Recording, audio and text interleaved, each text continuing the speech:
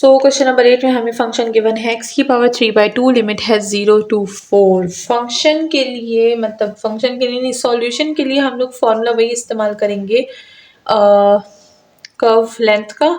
Limit क्या है 0 से 4, तो मैं डायरेक्ट पुट करूंगी 1 प्लस वाई डैश का स्क्वायर लेंगे विद डी ऑफ x। ठीक है, लेकिन लेकिन लेकिन इसके लिए हमें फंक्शन का डेरिवेटिव लेना पड़ेगा। तो ये रहा फंक्शन है x की पावर 3/2, डेरिवेटिव लेंगे y डैश आ जाएगा हमारे पास 3/2 एंड x की power 3/2 will be minus then 1, तो ये हो जाएगा y डैश इक्वल टू 3/2 और यहाँ से आ जाएगा हमारे पास x की पावर 1/2। सही, अब इसका हमें स्क्वायर भी चाहिए, तो यहीं पे स्क्वायर का मामला ख़त्म करेंगे। इस पे सब पे जो है वो स्क्वायर अप्लाई कर देंगे, तो ये हो जाएगा स्क्वायर और स्क्वायर, तो ये हो जाएगा y डैश का होल स्क्वायर जो हमें चाहिए। अच्छा, 3 का स्क्वायर 9, 2 का स्क्वायर 4 और अगर मैं स्क्वायर रूट को कैंसिल कर दूंगी तो x ऐसे ही आ जाएगा। ठीक है, तो दिस इज अवर फंक्शन का डेरिवेटिव एंड होल स्क्वायर। सो इसको यहाँ पे पुट कर देंगे, लेंथ हो जाएगी 0 से 4 एंड 1 प्लस ये हो जाएगा 9/4x with D of x। बात खत्म। अब हमें क्या करना है, इसको सॉल्व करना है। तो ये हो जाएगा हमारे पास 0 से 4 अपनी जगह पे रहेगा, और अगर हम यहाँ पर देखें तो क्या हम इसको ऐसे सॉल्व कर सकते हैं? मैं तो कहती हूँ कि हम इसको ऐसे सॉल्व कर ही देते हैं। ठीक है, सबसे पहले सब्स्टिट्यूशन मेथड के लिए इस्तेमाल करते हैं सब्स्टिट्यूशन मेथड। अच्छा, सब्स्टिट्यूशन मेथड जब भी मैं बोलती हूँ ना तो मुझे वो एक जो है एग्जांपल याद आती है। रिसेंटली मैं सेकेंड ईयर को जो है वो इंटीग्रेशन पढ़ा रही थी, तो उसमें सब्स्टिट्यूशन मेथड आ गया। तो मैंने उनको ऐसे एग्जांपल दी जैसे कि अगर हमारे पास लीमू ना हो तो हम जो है सिर का इस्तेमाल कर लेते हैं, विनेगर ना, और अगर हमारे पास वाइट सॉल्ट नहीं होता तो हम ब्लैक सॉल्ट इस्तेमाल कर लेते, तो उसी को सब्स्टिट्यूशन बोलते हैं ना। तो एक स्टूडेंट अच्छा बोलता है कि मैम जैसे अगर हमारे पास डेटा ना हो और दूसरे का हॉटस्पॉट इस्तेमाल कर ले, तो मैंने बोला वाह ज़बरदस्त एग्जाम्पल। इसी एग्जाम्पल से सब समझ सकते हैं कि व्हाट इज़ सब्स्टिट्यूशन। तो ये एग्जाम्पल बहुत अच्छी है कि अगर हमारे पास अपना मोबाइल में डेटा नहीं है और हम किसी का हॉटस्पॉट इस्तेमाल कर दे, तो this is the big example of substitution. सही है, उम्दा एग्जाम्पल थी, बहुत ज़बरदस्त। तो मैंने बोला ठीक है, ये हमारे ही काम हो सकते हैं। अच्छा, सो सब्स्टिट्यूशन मेथड इससे समझ आ गया होगा क्या होता है। तो हम लेट करते हैं कि हमारे पास जो फंक्शन है वो है,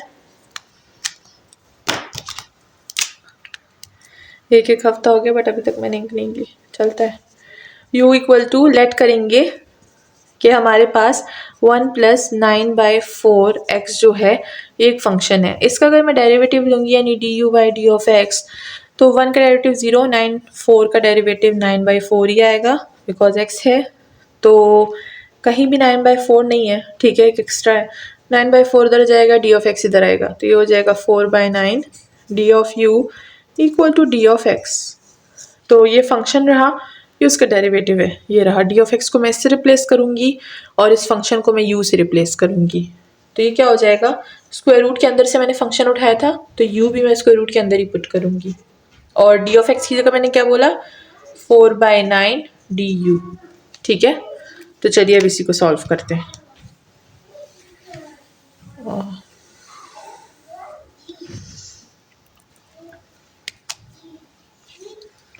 सो ये हो जाएगा हमारे पास लिमिट 0 से 4। अच्छा, जब हम लोग सब्स्टिट्यूशन लेते हैं ना तो लिमिट भी हम चेंज करते हैं, और लिमिट चेंज कहाँ करते हैं, u में। u हमारे पास क्या था 1 प्लस 9/4x। अब इस x में सबसे पहले मैं 0 पुट करूँगी और देखूँगी लिमिट क्या आती है। तो अगर मैं इस पूरे उसमें 0 पुट करूँ तो क्या आएगा, मेरे पास आएगा 1 प्लस ये 0 मल्टीप्लाई होगा तो 1 ही रह जाएगा। तो अब मैं लिमिट चेंज कर दूँगी, 0 की जगह मेरे पास 1 आया ना u, तो इसीलिए मैं इधर 1 लिख दूँगी। क्या डिटेल से समझाऊँ, एक मिनट। हम पुट करेंगे x इक्वल टू 0 क्योंकि हम ये वाली लिमिट ले रहे हैं, तो जो आंसर आएगा वो मैं 0 की जगह यहाँ पर लिमिट में लिखूंगी। ठीक है, तो ये u में अगर मैं पुट करूँ 1 प्लस 9/4 0, तो ये पूरा 0, u की वैल्यू क्या आएगी 1, तो यहाँ पर मेरे पास लिमिट होगी 1 क्योंकि मैंने 0 पुट किया था। ठीक है, तो अगर नीचे वाली लिमिट पुट कर रहे हो तो आंसर भी नीचे में लिखोगे। अब मैं 4 पुट करूँगी, ठीक है, x इक्वल टू 4, तो ये हो जाएगा 4, 4 4 कैंसिल, ये हो जाएगा 10। तो लिमिट क्या आ गई 10। अब मैं 4 की जगह यहाँ 10 पुट करूंगी। ठीक है, सबको सही से समझ आ रहा है? होप कि सबको सही से समझ आ रहा होगा। तो ये हो गई हमारे पास लिमिट, ये हो गई हमारे पास substitution and substitution in definite integration. Definite integration जिसमें लिमिट होती है, ठीक है, एंड बीच में डिस्टर्बेंस चलती रहती है। ठीक है, और मैं वीडियो को ज़्यादा एडिट नहीं कर सकती क्योंकि मेरे पास डिस्क्रिप्शन के लिए टाइम नहीं होता, तो मैं इसके लिए क्या टाइम निकालूंगी। ठीक है, अच्छा, सो लिमिट हो गई।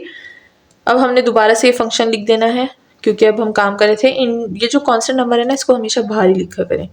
ये अंदर जो है ना, मज़ा नहीं आता इसको अंदर देखते देखते, फिर कंफ्यूजन होती है। सही है, तो लिमिट 4/9 अपनी जगह पे, यहाँ पर पावर इंटीग्रेशन यूज़ करेंगे, u की पावर है 1/2 + 1 कर देंगे, एंड 1/2 + 1 और लिमिट क्या है 1 से 10। ठीक है, ये हो जाएगा हमारे पास 4/9 अपनी जगह पे, u की पावर क्या हो जाएगी 3/2 एंड ये हो जाएगा 3/2, लिमिट है 1 से 10। अब अगर मैं इसको इस तरह से लिखूँ कि 4/9 और 2/3 और u की पावर 3/2 और लिमिट है 1 से लेकर 10 तक, तो क्या कुछ होगा? नहीं होगा, तो हम लिख लेंगे। ठीक है,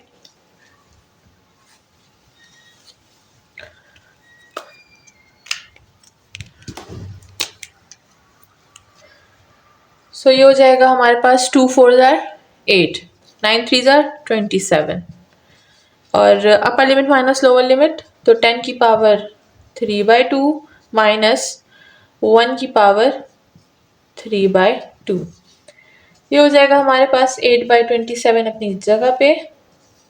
10 की पावर अगर मैं 5 2 और 3/2 करूँ तो ये ख़त्म और -1, ये हो जाएगा 8/27 अपनी जगह पे।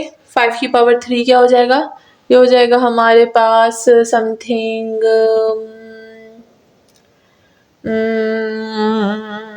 525, बल्कि नहीं 25 क्यों, 5 5 25 होता है, तो मैं इसको स्क्वायर नहीं बना सकती, ये गलत डिसीजन था। ठीक है, अच्छा, इस डिसीजन को हम ठीक कैसे करेंगे? इसको हम ठीक कैसे करेंगे? इसको हम ठीक ऐसे कर सकते हैं कि हम इसको लिखते हैं 10 विद स्क्वायर रूट ऑफ 10। अब इसको ठीक कर सकते हैं। ठीक है, और -1 अपनी जगह पे, दैट्स ऑल। इसको हम और सॉल्व नहीं कर सकते, इसको रहने दीजिए। और अगर आपने इसको और सॉल्व करना है तो इसको जो है वो कैलकुलेटर से आप सॉल्व कर लें और इसका आंसर जो है वो निकाल लें। इसका आंसर हमारे पास कुछ इस तरह से होगा कि हम लिखें 8/27 एंड इन दोनों को माइनस करेंगे, सो हमारे पास जो है वैल्यू क्या आ जाएगी?